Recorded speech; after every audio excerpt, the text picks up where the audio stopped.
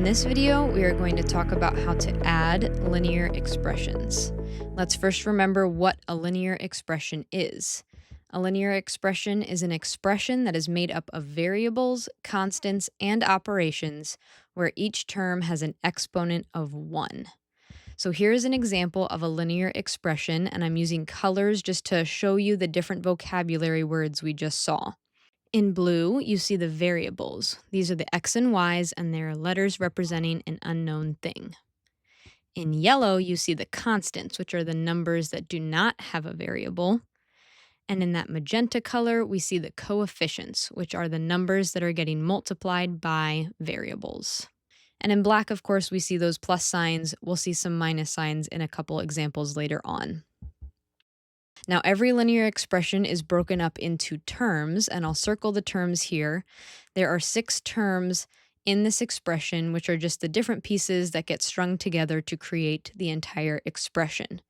And when we need to go and simplify expressions or add expressions, our job is to combine the like terms. Like terms are terms that share the same variable, or they're just constants. So I'm going to use colors to show you what the like terms are that we can combine. First, I'll start off here in blue. We see the terms that both contain an x. In yellow, we see the 2 terms that are just the constants. And now in pink, we see the 2 terms that both have a y. We can go ahead and combine these terms by adding them. Combining is an addition word, so we'll add each component. In this case, they're all positive numbers, which will make this addition process very simple.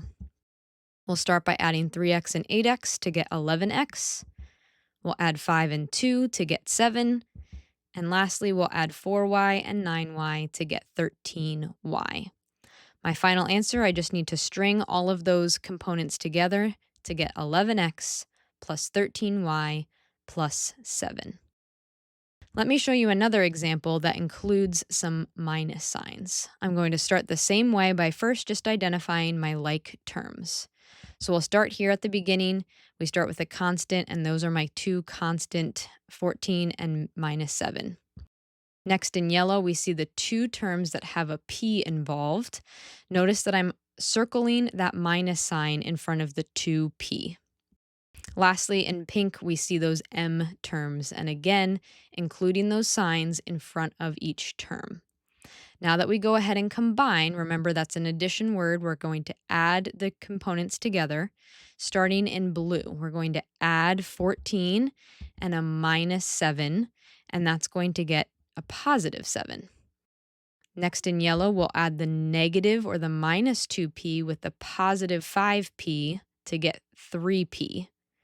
And lastly, we'll add the m and the minus 4m to get a minus 3m. When I string these all together, you notice that I inserted that plus sign in front of the 7 because it was a positive 7, and I do need to have operations in between each term. My final answer is 3p minus 3m plus 7. I'll show you one last example with something a little new. In this example, we're going to have to use the distributive property first to simplify this expression before we can combine the like terms. You see the set of parentheses with the 3 out in front, and we need to multiply or distribute that 3 to the 2 terms on the inside before we can go about combining the terms. The 7y isn't part of the distribution, and I'll bring it straight down, but then I'll multiply the 3 by the x to get a positive 3x, and the 3 by the negative 2y to get a negative 6y. Then I'll bring that minus 6x straight down, and now I can go about combining my like terms. So in blue, I'll circle my 2 y terms, and in yellow, my 2 x terms, and let's go ahead and combine them. 7y and a minus 6y together just get a single y.